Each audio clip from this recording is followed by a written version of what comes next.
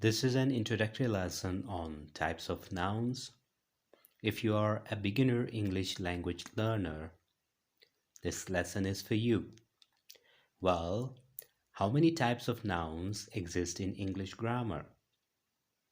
Some of the common types of nouns that exist in English grammar are common noun, proper noun, collective noun, abstract noun, and material noun.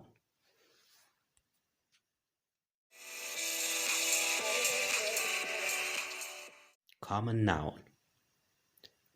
Common nouns are used to name a general type of person, place, or thing.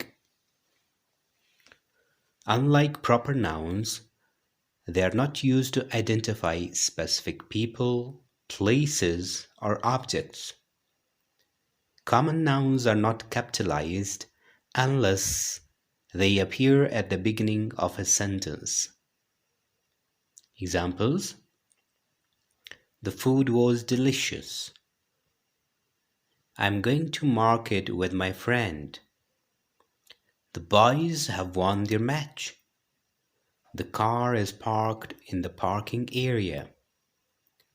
We enjoyed the trip. The highlighted words are examples of common nouns. Common nouns are common names.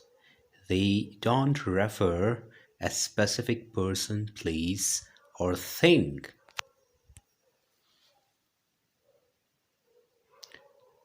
Proper nouns. Nouns that are used to name a person, place, or thing specifically are called a proper noun. Proper nouns always begin with a capital letter. Examples: my name is Ali. Ali is name of a particular person. This is my friend Najam. Najam is name of a specific person. My dad came back from Hunza. Hunza is name of a specific place. Indus is the longest river of Pakistan. Name of a particular river.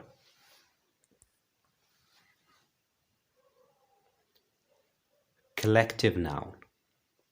Collective nouns are words that refer to a set of or group of people, animals, or things. Examples of collective nouns: staff, team, crew, herd, flock, bunch. Some more examples of collective nouns. Collective nouns for groups of animals: a pride of lions, a flock of sheep,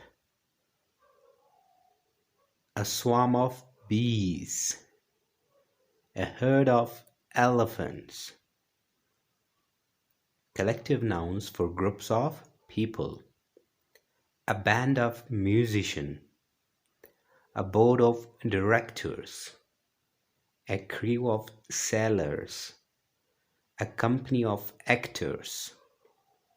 Collective nouns for a number of things: a pair of shoes, a chain of mountains, a fleet of ships, a bunch of grapes. Abstract noun.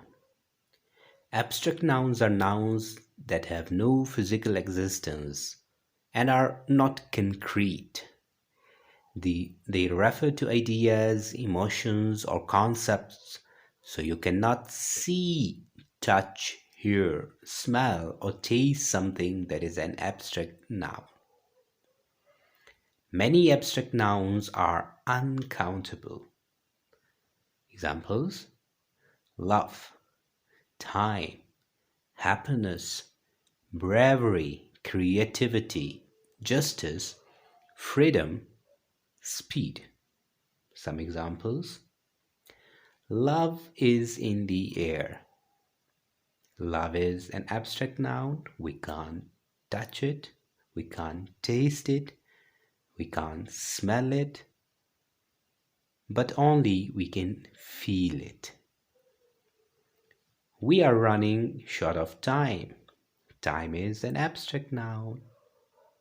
Justice delayed is justice denied. So justice is an abstract noun.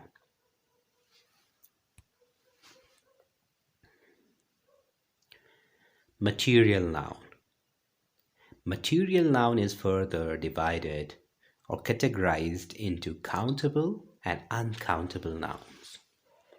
Countable nouns are nouns that can be measured or counted.